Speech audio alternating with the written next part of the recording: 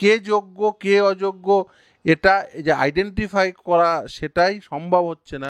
SSC এবং রাজ্য সরকারের তাদের সীমাহীন লোভ, দুর্নীতিপরায়ণতা এবং আইন ভঙ্গ করার মানসিকতা। মমতা বন্দ্যোপাধ্যায় যদি বলে দেন তার দলের একটা মিটিং ডেকে যে শোন, তোরা যারা যারা যারা এই টাকা নিয়েছিস তারা একটা লিস্ট দিয়ে দে। মমতা বন্দ্যোপাধ্যায় গিয়ে এটা জমা দিয়ে দিলেই সব সমাধান হয়ে যাবে। কুণাল ঘোষ নিজেই বলেছেন নিয়োগ দুর্নীতির যে মাথাগুলো তারা কিন্তু এখনো দিব্যি ঘুরে বেড়াচ্ছে। ওই দলে নীতি আদর্শ বলে কিছু বস্তু তো নেই। ওই দলটি চলে মূলত কে কত কামিয়ে দেবে বা কে কত ভোট এনে দেবে। একেবারে উচ্চতম মস্তিষ্ক থেকে শুরু করে একদম নিচেতম ব্যক্তি সকলেই আছেন। ইতিমধ্যে যে 26,000 চাকরি বাদ হয়েছে সেই বিষয়ে কথা বলেন প্রধানমন্ত্রী নরেন্দ্র মোদী এবং তিনি বললেন যে যারা যোগ্য, যাদের চাকরি হারিয়েছে তাদের পাশে থাকার আশ্বাস দিয়েছেন এবং তার পাশাপাশি তিনি বলেছেন যে একটি আইনি পরামর্শ দল এবং তার সাথে একটি সমাজ মাধ্যম দল গঠনের নির্দেশ দিয়েছেন রাজ্য নেতৃত্বকে। এই বিষয়টাকে কিভাবে দেখছো? দেখুন, আমি প্রথমেই বলি যে এই যে যাদের উপর দায়িত্ব ন্যস্ত ছিল যোগ্য এবং অযোগ্য বাছার, দুর্ভাগ্য হলেও সত্য তারা যোগ্য অযোগ্য বাছেনি। ইভেন এই যে প্যানেল, সেই প্যানেলটাই প্রকাশ করেনি। ফলে কে যোগ্য কে অযোগ্য এটা যে আইডেন্টিফাই করা সেটাই সম্ভব হচ্ছে না দুটো কারণে। এক, সেটা হচ্ছে যে ওএমআর শিট যেটা এসএসসির সার্ভারে থাকার কথা সেটা নষ্ট করে দিয়েছে। ভাগ্যের সিবিআই একটা ওএমআর শিট দখল নিয়ে সেটা উদ্ধার করতে পেরেছিল নাইসা একজন কর্মীর বাড়ি থেকে। দ্বিতীয় হচ্ছে যে panel with breakage of marks সেটা প্রকাশই করা হয়নি, পরবর্তীতে আদালতের নির্দেশে প্রকাশ করা হয়েছিল, সেখান থেকে জানা যায় বহু ত্রুটির কথা। তৃতীয় হচ্ছে যে যদি এই এসএসসি বা বোর্ড বা সরকার তারা নিজেরা উদ্যমী হতেন তাহলে কিন্তু আজকে এই আমি মনে করি না যে এই নিয়োগ প্রক্রিয়া একজনও যোগ্য নেই, নিশ্চিতভাবে যোগ্য আছে। কিন্তু তারা সাফার করছেন এই তিনটে সংস্থার, বোর্ড, এসএসসি এবং রাজ্য সরকারের তাদের সীমাহীন লোভ, দুর্নীতিপরায়ণতা এবং আইন ভঙ্গ করার মানসিকতা থেকে।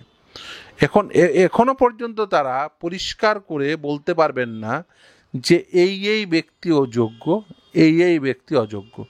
যারা যোগ্য তারা বলছেন আমরা যোগ্য, কিন্তু তাদেরকে যে আইডেন্টিফাই করে দেবে, হ্যাঁ যে এই ছেলেটি যোগ্য বলছে, এই ছেলেটি যে সত্যি সত্যিই যোগ্য, এই দায়িত্ব যাদের উপর বর্তায় সেই এসএসসি, সেই বোর্ড, সেই রাজ্য সরকার, তারা সেই কাজটি করছে না। তারা যদি সেই কাজটি করতো তারা নিজেদেরকে বলতেই হতো না যে আমরা যোগ্য। এই তাদের যে আজকে কষ্ট হচ্ছে এটা হতোই না, তারা এই আইডেন্টিফাই করে দিত যে হ্যাঁ এই ছেলেটি যোগ্য, এই মেয়েটি যোগ্য এবং এইগুলো অযোগ্য, এগুলো সাদা খাতার মাস্টার। আর একটা উল্টো পদ্ধতি আছে। কি উল্টো পদ্ধতি? এই যারা এই ঘুষ খেয়েছে, ধরুন টাকা নিয়েছে, এই পার্থ চট্টোপাধ্যায় সহ এই মমতা বন্দ্যোপাধ্যায়রা, তারা যদি বলে দেন যে মমতা বন্দ্যোপাধ্যায় যদি বলে দেন তার দলের একটা মিটিং ডেকে যে শোন, তোরা যারা যারা এই টাকা নিয়েছিস তারা একটা লিস্ট দিয়ে দে, আমরা সেই লিস্টটা জমা দিয়ে দিই যে এদের কাছ থেকে টাকা তুলেছি, তাহলে বিষয়টা মিটে যায়। এটা রিভার্স পদ্ধতি বলতে পারেন। এই পদ্ধতিটা হলে সব থেকে ভালো করে যোগ্য অযোগ্য আইডেন্টিফাই হয়। যে মমতা বন্দ্যোপাধ্যায় তিনি একটা লিস্ট জমা দিয়ে দেন যে মমতা বন্দ্যোপাধ্যায়ের দলের এই লোকজনেরা টাকা নিয়েছে, যাদের কাছ থেকে মমতা বন্দ্যোপাধ্যায়রা টাকা নিয়েছেন তাদের লিস্ট হচ্ছে এটা। মমতা বন্দ্যোপাধ্যায় গিয়ে এটা জমা দিয়ে দিলেই সব সমাধান হয়ে যাবে। এটা মমতা বন্দ্যোপাধ্যায় উদ্যোগ নিলে সম্ভব হতে পারে। যে মমতা বন্দ্যোপাধ্যায় জমা দিয়ে দেবেন লিস্ট যে এই পার্থ চট্টোপাধ্যায় এই 5,000 জনের কাছ থেকে টাকা তুলেছে, দিয়ে কোথাও একটা পাঠিয়ে দিয়েছে, তাহলেই হয়ে যাবে। ওই লিস্টটা দিয়ে দিলেই এটা একমাত্র মমতা বন্দ্যোপাধ্যায় এই উদ্যোগটা নিতে পারেন। যে মমতা বন্দ্যোপাধ্যায় উদ্যোগ নিয়ে এই লিস্টটা জমা দিয়ে দেবেন যে টাকা এদের কাছ থেকে নেওয়া হয়েছে, বাকিদের কাছ থেকে টাকা নেই, অতএব এগুলো যোগ্য। এই লিস্টটা হয়ে গেলে সব ঠিক হয়ে যাবে। কিন্তু এই মুহূর্তে যে প্রধানমন্ত্রী যে দুটি দল গঠনের জন্য রাজ্য নেতৃত্বকে আদেশ দিচ্ছেন, এটা কি কোনোভাবে এই যে তদন্ত এখনো চলছে সেটা সাহায্য করতে পারে বা কিভাবে দেখছেন? দেখুন, আমি এর আইনগত কোনো ভিত্তিভূমি আছে বলে মনে করি না। যে সামাজিক দল কি বলেছেন আমি শুনিও নি, প্রথম কথা। দ্বিতীয় কথা হচ্ছে সামাজিক দল এসব কি বলেছেন তিনিই বলতে পারবেন।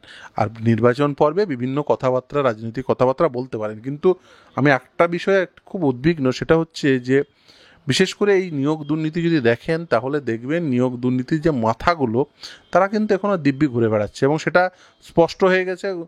দেখবেন এই দুদিন আগে এই যে কুণাল ঘোষ, সে নিজেই বলেছে এখনো পর্যন্ত সে নাকি কোনো একজন নাকি মন্ত্রিসভার সদস্য। আমি তো বলবো সর্বপ্রথম যে এই তদন্তকারী সংস্থাকে কুণাল ঘোষকে ইমিডিয়েট ইন্টারোগেশন শুরু করা উচিত, তার কাছ থেকে জেনে নেওয়া উচিত কে সেই মন্ত্রী। এই যে মমতা বন্দ্যোপাধ্যায় এখনো পর্যন্ত জেলের বাইরে, আমাদের মনে তো অনেক প্রশ্ন জাগছে যে কেন মমতা বন্দ্যোপাধ্যায় জেলের বাইরে। আর মাঝে মাঝে দেখি মমতা বন্দ্যোপাধ্যায় নরেন্দ্র মোদীর মিটিং হয়, এবং সেই মিটিংয়ের পরে মমতা বন্দ্যোপাধ্যায় বেশ রিল্যাক্সড হয়ে যান। অথচ খুব পরিষ্কারভাবে এই মামলাগুলো থেকে পরিষ্কার বোঝা যাচ্ছে যে মমতা বন্দ্যোপাধ্যায় এই দুর্নীতির সঙ্গে সরাসরি যুক্ত। ইতিমধ্যে যে দায়রা আদালতে যে পার্থ চট্টোপাধ্যায়ের হাজিরা ছিল, সেখান থেকে তিনি কুণাল ঘোষকে নিয়ে মন্তব্য করেছেন যে তৃণমূলের সব থেকে বেশি ক্ষতি করেছেন তিনি দলের মধ্যে থেকে। ওরা বলতে পারবে কে ক্ষতি করে কে লাভ করে, যে ক্ষতি করে পরের দিনই তাকে লাভজনক বলে মনে করে তাকে মুখপাত্র বানায়। ফলে ওই দলে দেখুন, ওই দলে নীতি আদর্শ বলে কিছু বস্তু তো নেই। ওই দলটি চলে মূলত দেখুন এই খুব পরিষ্কার করে বললে কে কত কামিয়ে দেবে বা কে কত ভোট এনে দেবে, খুব পরিষ্কার করে। ওখানে দুটো ক্যাটাগরি একদম পরিষ্কার। সে দুর্নীতিগ্রস্ত হয়ে বা দুষ্কৃতী হয়ে ভোট এনে দিলেই তার ওই দলে নাম্বার বেশি, আর বাজার থেকে ভালো টাকা তুলে দিলে তার ওই দলে নাম্বার বেশি। ফলে এই দুই ধরনের মানুষ ওই দলে দেখবেন বেশ ভালো রকম ভিড় করে আছে। ফলে এই দুই ধরনের মানুষদের ভিড় দেখতে পাবেন। এখন এই দুই দলের ভিড়ের মধ্যে কেউ কখনো ল্যাডার বেয়ে উপরের দিকে ওঠেন, কেউ নিচের দিকে নামেন। ফলে এটা নতুন কথা নয়। দ্বিতীয় আর একটা বলি যে দেখুন, এই মামলাগুলো যেহেতু পিটিশনার পক্ষের আইনজীবী হিসেবে প্রথম থেকেই একেবারে মামলাটা তৈরি করেছি, তারপরে ধরুন এটা আজকে মামলাটা এই পর্যায়ে সুপ্রিম কোর্ট থেকে ঘুরে এসে আবার সুপ্রিম কোর্টে এবং সর্বশেষ পর্যায়ে আছে। একটা কথা অবশ্যই বলতে পারি, সেটা হলো যে পর্বত প্রমাণ দুর্নীতি হয়েছে, এবং এই দুর্নীতির সঙ্গে সরাসরি একেবারে উচ্চতম মস্তিষ্ক থেকে শুরু করে একদম নিচেতম ব্যক্তি সকলেই আছেন। এবং সেখানে কিছুজন ধরা পড়েছে, বেশিরভাগটাই বাইরে আছে বেনিফিশিয়ারি যারা। এখানে দুই ধরনের বেনিফিশিয়ারি, একটা হচ্ছে চাকরি পেয়ে বেনিফিশিয়ারি, আর একটা হচ্ছে টাকা পেয়ে বেনিফিশিয়ারি। যেমন ধরুন পার্থ চট্টোপাধ্যায়ের ক্যাটাগরি, মানিক ভট্টাচার্যের ক্যাটাগরির লোকেরা যারা টাকা পেয়ে বেনিফিশিয়ারি, তারা এখন জেলে, কয়েকজন জেলে। কিন্তু টাকা পেয়ে বেনিফিশিয়ারি এরকম বৃহৎ সংখ্যক মানুষ জেলের বাইরে। আমাদের তাদের আইডেন্টিফাই করে তাদের জেলে পাঠাতে হবে প্রথম। দ্বিতীয় হচ্ছে যে যারা এতদিন ধরে বঞ্চিত হলো তাদেরকে কম্পেনসেট করবে। এই যে লক্ষ লক্ষ ছেলে একটা চাকরির আশায় পরীক্ষায় বসলো, তাদের তো স্বপ্নগুলো শেষ হয়ে গেল। এত বছর ধরে একটা এসএসসি হলো না, এসএসসির নতুন কোনো নোটিফিকেশন এলো না, কেন? প্রতি বছর কেন টেট হবে না? প্রতি বছর কেন আপার প্রাইমারি টেট হবে না? প্রতি বছর কেন প্রাইমারি টেট হবে না? আপার প্রাইমারি টেট ভাবুন রাজ্যে সর্বশেষ কন্ডাক্ট হয়েছে 2015 সালে, আজকে 2024 সাল। 9 বছর আপার প্রাইমারি টেট কন্ডাক্ট হয়নি রাজ্যে। শিক্ষক নিয়োগ তো অনেক দূর স্বপ্ন, ন্যূনতম যোগ্যতা মান সেটা অর্জন করার যে পরীক্ষা সেটাই কন্ডাক্ট হয়নি। স্কুলগুলো ধুঁকছে, শিক্ষক নেই, শিক্ষাকর্মী নেই।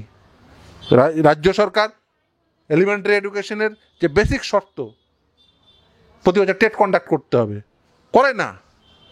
আসলে এরা কি চাইছেন? আসলে চাইছেন শিক্ষা ব্যবস্থাটা একেবারে ভঙ্গুর করে দিয়ে শিক্ষা ব্যবস্থাটাকে তুলে ফেলে বেসরকারি পুঁজির পথ প্রশস্ত করতে হবে, এবং সরকারি স্কুল কলেজ বিশ্ববিদ্যালয়গুলোকে বন্ধ করে দিয়ে সেই স্থলে সেই সম্পদ বেসরকারি হাতে, কর্পোরেট পুঁজির হাতে তুলে দিতে হবে।